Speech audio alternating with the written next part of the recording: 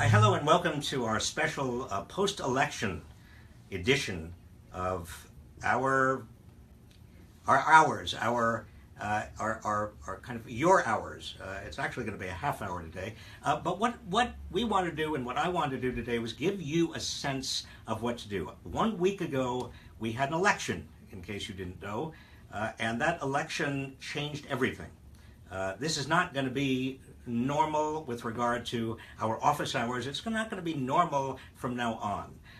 And I really want to give you a sense, because so many of you have written in, of what I consider to be priorities for what we need to do, what you need to do, what you can do. And I'm going to go through 10 priorities. Now, it's not necessarily the only 10. I mean, you are going to be mobilized and organized. You're going to be energized. In fact, perhaps the only silver lining on this election is that a lot of people who until now have said, well, politics is out there, politics is for other people, are now understanding that they can't sit back, that they can't simply assume that politics is for others. And so what we want to do and what I want to do is to give you a sense of what is possible right now. Again, without normalizing this. In fact, quite the opposite. This is not going to be normal. In 66 days, Donald Trump is going to take over the United States, and his administration is going to take over the United States government. And we, all of us, need to be prepared.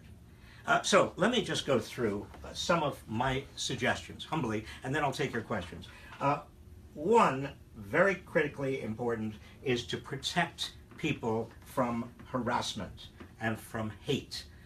Right now, according to statistics we have, the FBI and others, there has been an increase in hate crime.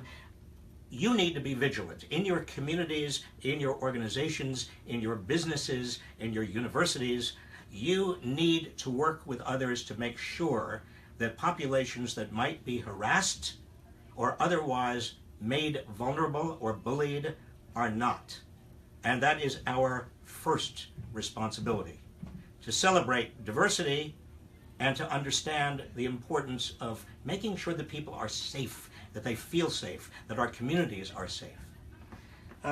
Secondly, if you are in a sanctuary city, and I'm talking now about what Trump is saying he is going to do right away with regard to deportations. He's saying he wants to deport criminals, and he wants to deport people who are gang members and who are drug runners. Well, the problem is to figure that out requires what? I mean, there's no legal process for figuring out who is a gang member or who's dealing in drugs before there is any kind of legal proceeding. And so the danger here is a kind of a dragnet, a stop and frisk, a kind of an open-ended invitation to treating people because they have different skin color or because they look different, just treating them as if they are presumptively here illegally.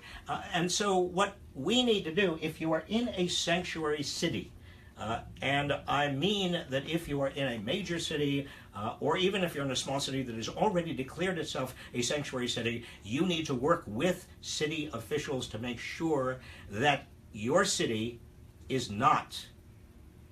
So hold on a second. People say it's not working. Yeah, it's not working for me either. So if anyone can hear us, we're going to start over. Okay. Because people say it's apparently not it's not working. We are going to start over. So give us just a minute. Technical. But Donald Trump, are you already interfering with us? Are you already trying to repress and suppress this kind of criticism? Because I'm sorry, we're gonna do this anyway. All right. So you just tell me when to start, and we will.